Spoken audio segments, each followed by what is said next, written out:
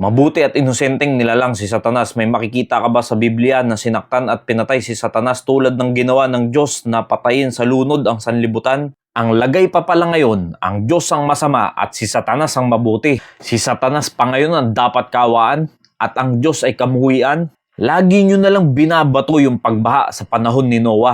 Malamang hindi nyo talaga nauunawaan ang habag at haba ng pasensya ng Diyos sa mga tao. 120 years nangaral si Noah patungkol sa kaligtasan pero walang nakinig sa kanya. Kaya kung titignan mo yung haba ng panahon na yun yung habag ng Diyos sa tao para maligtas. Dahil ayaw nga ng Diyos na sino man ay mapahamak. Pero tatandaan mo, ang tao ay merong free will. Option nila yan kung ano yung pipiliin nila. Kaya sila napahamak nung time ni Noah ay mas pinili nila na huwag makinig sa salita ng Diyos kaya sila napahamak. At ganyan din ang sinasabi ng Biblia patungkol sa pagbabalik ng ating Panginoong Hesukristo. Marami ang hindi maniniwala at makikinig sa mga nangangaral ng salita ng Diyos patungkol sa kaligtasan. Kaya ang tao mapapahamak ngayon dahil tinanggihan nila ang tagapagligtas, ang ating Panginoong Hesukristo. Hindi ba talaga natin maunawaan na ang dyablo si Satanas ang nagtulak kay Eva para magkasala? At yan ang sinasabi ng Romans 6:23. Ang kabayaran ng kasalanan ay kamatayan. Tapos sasabihin mo ang Diyos ang mamamatay tao. Tignan mo muna maigi kapatid kung sino talaga ang murderer.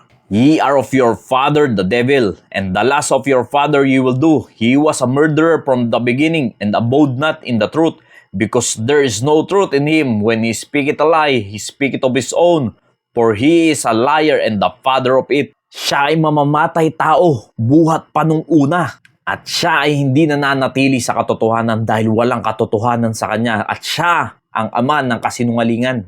Ngayon, paano mo sasabing inosente at hindi pumapatay si Satanas? Yan ang kalalagayan lahat ng tao. Ang ating ama ay ang dyablo until such time na tayo ay maging anak ng Diyos sa pamamagitan ng ating Panginoong Hesukristo. Dahil ang namamahala sa mundong ito ay ang dyablo. At kagaya mo, ililihis ka lang yan sa katotohanan upang hindi mo makilala ang Panginoong Hesukristo. In whom the God of this world hath blinded the minds of them which believe not, lest the light of the glorious gospel of Christ, who is the image of God, should shine unto them. Ang Diyos ng sanlibutang ito ay walang iba kundi si Satanas. Small letter yung God na nakalagay dyan, at yan ay pumapatungkol kay Satan. At binulag ang karamihan sa sanglibutan upang hindi makita ang kaligtasan na nagmumula sa Panginoong Hesukristo. Kaya maraming tao ang nabubulag sa katotohanan dahil yan sa kagagawan ni Satanas upang ilihis ang tao sa totoong kaligtasan. Kaya kung napapanood mo ngayon ang bidyong ito, kaibigan, lumayo ka na sa pagkabulag kay Satan at lumapit ka sa Panginoong Hesukristo para makita ang katotohanan. Marami nang nadaya at nalinlang si Satan, kaibigan. Sana wag ka na mabilang sa kanila.